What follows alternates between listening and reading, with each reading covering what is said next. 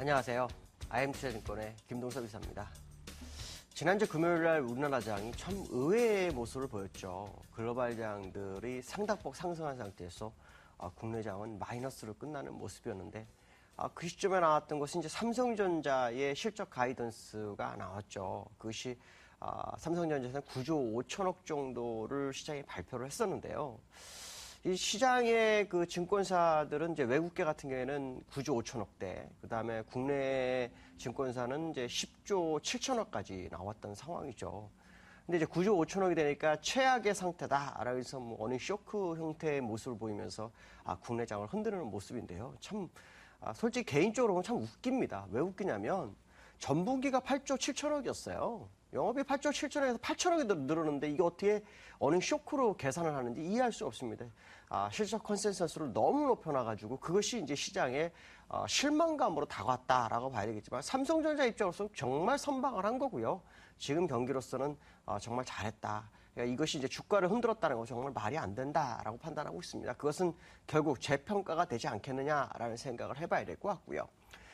주말에 이제 나온 뉴스 중에서는 그 개성공단의 정상화를 합의했죠. 그래서 10일 날 다시 한번 실무회담이 또 있는데, 물론 이제 개성공단에 들어가서 제품에 대해서 반출이나 반입을 할 수 있는 그런 상태가 됐습니다. 근데 이제 재발 방지에 대한 결과가 아직 안 나왔기 때문에 이것이 이제 시장에서 어떻게 받아들이는지 모르겠지만, 우리나라 상황으로서는 하나의 어떤 불확실성을 하나 제거해주는 그런 상황이기 때문에 이것이 오늘 우리나라장에 어떤 영향을 주는지를 확인해야 될 것 같습니다. 북한에 대한 불확실성 때문에 주가가 많이 흔들렸던 것이 몇 개월 됐었기 때문에요. 어느 정도 합의가 이루어졌다면 이것은 국내장의 악재만은 아닐 것이다. 호재 쪽에 더 무게를 실어야 되지 않을까라는 생각을 해봐야 될 것 같습니다. 자, 지난주 금요일 날 미국장과 유럽장을 보시면요. 미국장은 장 초반에 하락을 했다 막판에 상승으로 마감을 했고요. 유럽장은 미국장 하락에 영향을 받으면서 하락해서 마감하는 모습이었습니다. 거기에 주 포인트는 실업률에 있었죠. 실업률이 7.6%가 나왔죠. 그러니까 사실 그 7.6%라는 것은 전달하고 똑같은 상황이었습니다. 시장에서는 7.5% 정도 예상했는데 7.6%가 나왔습니다. 다만 비농업 부분에서 19만 5천 명 정도 되면서 예상보다 높게 나오는 상황이 됐기 때문에 2개월 연속으로 해서 20만 명 근접하는 모습이 보였죠. 이것이 이제 시장에서는 9월에 양적 완화 종료에 대한 교두보를 확보했다라는 얘기를 하고 있는데, 제가 볼 때 이게 교두보 확보됐을까 궁금합니다. 그러나 우리가 이제 생각해야 될 것은 뭐냐면 양적 완화 종료를 하든 안 하든 지금 현상을 시장은 어떻게 받아들이느냐, 여기에 포인트를 맞추는 것이 맞지 않을까라는 생각이 드는데요. 제가 볼 때 양적 완화 종료가 쉽지는 않지만 시장에서는 실업률이 현재 수준을 유지하더라도 고용이 느는 것으로 인해서 실업률이 개선될 거라는 기대 심리, 이것이 결국 양적 완화 종료는 경기 회복에 대한 기대감이 굉장히 크다라는 것을 나타내고 있다는 거죠. 그것이 사실 어저께 미국장을 마지막에 다시 살려놓는 그런 상황이었다는 거죠. 결국 재평가가 시장을 살려냈다. 시장이 결국 살아나는구나라는 것을 투자가들은 느낀 것이 아닐까라는 생각을 해봅니다. 미국 같은 경우에는 항상 보면 어떤 현상에 대해서 해석에 따라서 시장이 움직였던 그런 결과가 있었는데, 양적 완화 종료가 시장은 악재라고 생각했지만 지금 양적 완화 종료가 악재가 아닌 호재로 둔갑하고 있는 그런 상황이다라고 본다면 오히려 계속 고용의 개선이 계속 될 때마다 시장은 더욱더 상승할 수 있는 그런 상황이 될 수 있습니다. 특히 실물 경제가 살아나는 모습 중에서 가장 중요한 건 뭐냐면 이집트 때문에 문제가 된 유가가 한 103불까지 올라왔죠. 근데 여기에는 실질적으로 실물 경제가 살아나면서 경제가 회복되면서 유가가 올라가는 그런 현상이 같이 더해지고 있다는 것은 미국 경기가 회복되고 있다는 것을 나타내는 것이 아닐까라는 생각을 한 번쯤 해봐야 될 것 같습니다. 자, 미국은 이제 그 실적 시즌에 다가오고 있죠. 오늘부터 알코아 실적이 나오는데요. 알코아 실적에 따라서 시장의 방향성이 결정되는 어닝 시즌이 도래했기 때문에 이 부분을 좀 보면서 접근하시면 맞지 않을까 이렇게 생각이 듭니다. 자, 유로존에 대해서 얘기를 해보죠. 유로존의 가장 문제가 된 스페인해가 어느 정도 정조 불안을 해소해주는 그런 상황이 시장에서 나오고 있어서 일단 유로존은 다시 한번 상승할 수 있는 기회가 있죠. 근데 유로존에서는 지금 그 미국의 양적 완화 축소와 정반대 행보를 보이고 있다라고 하죠. 그래서 골드만삭스는 ECB와 BOE가 조만간 경기 부양책을 시도할 것이다 라고 하는 거죠.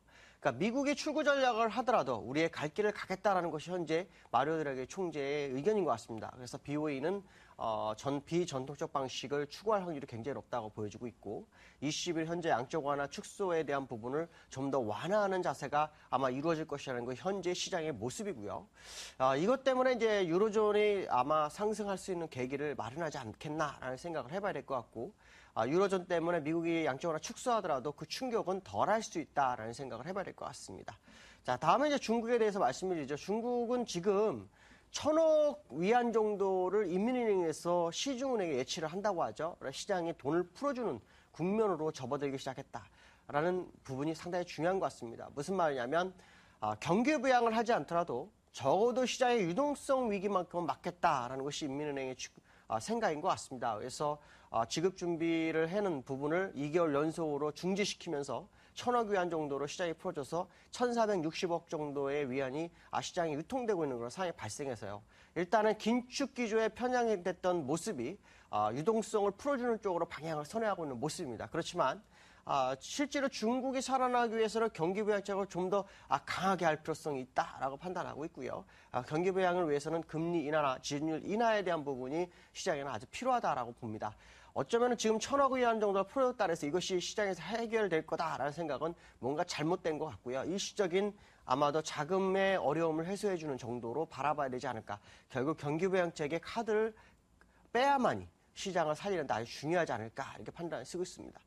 일본에 대해서 잠깐 얘기를 해야 될 것 같은데요. 지금 일본 엔화가 100일엔대로 다시 올라왔어요. 이 자리가 굉장히 중요한 자리인데 여기가 올라서게 되면 둘 중에 하나입니다. 97엔을 갔다가 무너지든가 97엔을 갔다가 바로 110엔까지 가든가 둘 중에 하나가 되기 때문에 일본이 아베노믹스의 자신감으로 피력할 수 있는 그런 상황이 연출될 수 있다라는 생각을 해봐야 될 것 같습니다. 자, 국내장에 대해서는 이제 수급적인 부분이 굉장히 중요한데요. 지난주 금요일 날 선물에서 외국인들이 5,000개 정도를 매도했습니다. 이게 왜 매도했는지는 모르겠지만 어쨌든 국내장 같은 경우에는 이제 외바닥인 상태이기 때문에 이것이 쌍바닥이나 쓰리바닥으로 가기 위한 전략인지 아니면 만기가 이번 주에 도래했기 때문에 만기 전주에서 시장을 흔들어 놓고 만기 주의 방향성을 잡기 위한 것인지 이거 좀 더 지켜봐야 되겠지만 어쨌든 외국인들의 선물 매수가 필요하고 그것은 시장의 매수 프로그램을 유지할 수 있는 그런 상황이 돼야 한다는 거죠. 프로그램 매수가 시장에 유입이 되지 않으면 국내장이 올라가기 굉장히 어려운 부분이 있기 때문에 선물에서의 움직임을 한번 확인해 볼 필요성이 있지 않을까 이렇게 말씀드릴 수 있습니다. 자, 기술적 분석을 한번 해보도록 하죠. 기술적 분석을 해보면 미국장 같은 경우에는 지난주 금요일 날 거래량이 소폭 나왔지만 양운을 향해서 뚫고 가고 있다는 거죠. 만약에 오늘 밤 양운을 뚫어주는 모습이 나온다면 새로운 시세를 연출할 수 있다라는 부분인데 월봉 차트를 보니까 5일선의 지지력을 주면서 뛰어오르는 거 봤을 때는 새로운 상승을 예견할 수 있지 않을까라는 생각이 들고 있고요. 그다음에 이제 프랑스 차트입니다. 프랑스 차트의 모습을 보시면은 반등하다가 양운에서 약간 눌리는 모습이었는데 이것은 이제 장 초반에 미국의 하락에 영향을 받았다라는 거죠. 결국 오늘 만약에 상승한다면 양운을 뚫고 가는지를 확인해 볼 필요성이 있고요. 자, 그다음에 중국입니다. 중국에서는 기다리는 뉴스가 있는지 차트가 계속해서 올라오고 있죠. 여기 5%, 여기서 5.7% 빠져가지고 이틀 만에 15% 정도가 움직였던 그런 모습이었는데 이 부분을 거의 다 메꾸어가고 있는 상황. 이 얘기는 수급이 상당히 견조해지고 있고 뭔가 기다리는 뉴스가 있다 정도로 봐야 되지 않겠나 이렇게 판단이 쓰고 있고요. 국내장입니다. 지난주에 올라섰다가 다시 음봉이 나왔는데요.